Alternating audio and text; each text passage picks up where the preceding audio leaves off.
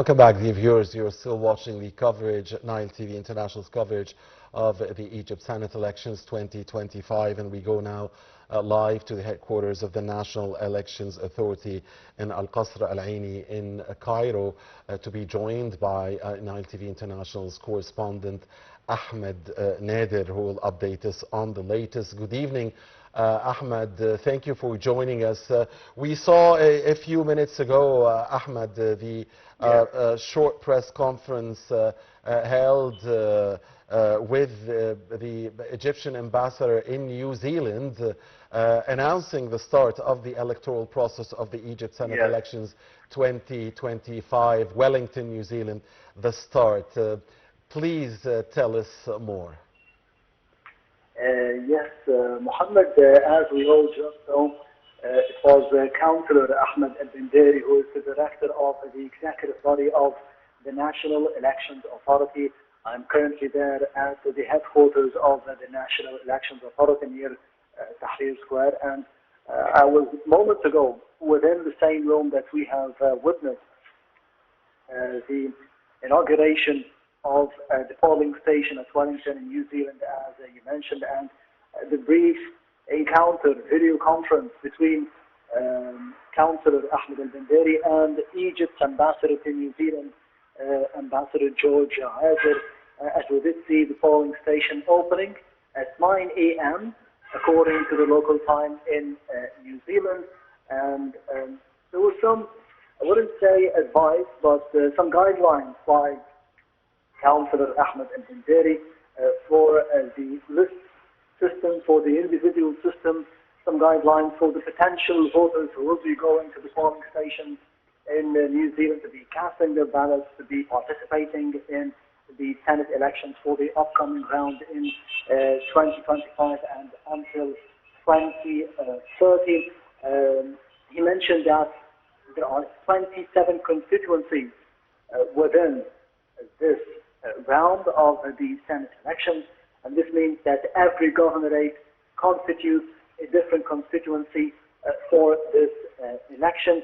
And he affirmed that there are new databases, that there are new ways of digital transformation to be making it easier for the voters to be going in and voting and casting the ballots and leaving as soon as possible, as quickly, as swiftly, as easily as possible for the voters and for the judges here in Egypt and for the Egyptian expatriates, for the ambassadors or the civil servants or the consulars working in about 136 polling stations all over the world in 117 stations, so 136 polling stations in different 117 countries all over the world. He also thanked Councillor al-Binderi, he thanked the Ministry of Foreign Affairs. He highlighted the collaboration that we have seen, which resulted in the first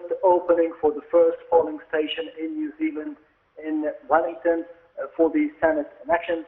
He thanked the collaboration that we have seen, that we have witnessed over the past few months, that resulted in the Senate elections that we'll be seeing as well on the 1st and the 2nd of August, on Friday and Saturday. And he mentioned that the last polling station to be opened by Councillor al-Binderi, by the National Elections Authority, would be in Los Angeles of the United States. It will be opening last, and I think it will be closing last as well, Muhammad. Right, indeed, Ahmed. I was just going to ask you about that. So we understand that the Egyptian consulate in Los Angeles, California, in the U.S. will be the last one to see the start of the electoral process. Of course, far east of the globe, Wellington, New Zealand, so the Egyptian expats start there. Is Australia next, Ahmed? I mean, can you try to take us through, is Canberra, Australia next? I mean, of course, we will go from, east to west, and I guess in around 48 hours or so of the process. Yeah. I think so, Mohammed, because they are nearby. We know geographically that New Zealand is quite on the same continent of Australia, and they are nearby. Australia or Canberra, as you mentioned, the capital of Australia. I think it would be next. We don't have information because Councillor Erbinderi is conducting interviews now, and we don't have much information on what is happening next, what is the next polling station to be opened. But he mentioned during the opening of the first polling station in New Zealand that they will be opening one by one, each polling station according to time zones, that they will be opening at 9 a.m. according to the different time zones of the local time in different countries, and they will be closing at 9 p.m. Local time for each country. But there will be a break at 3 to 4 p.m. of each day as well. And what we have seen, or I have mentioned before in the previous tweets about the coordination with the Ministry of Foreign Affairs, there are 136 polling stations, yes, in 117 different countries. It's not just about to be having the polling station, to be facilitating the procedure for the voters, but there were some logistical procedures as well that sometimes go overlooked. No one really cares about, but they are of utmost and paramount importance for the voters, for the judges, for the ambassadors, for the consulars.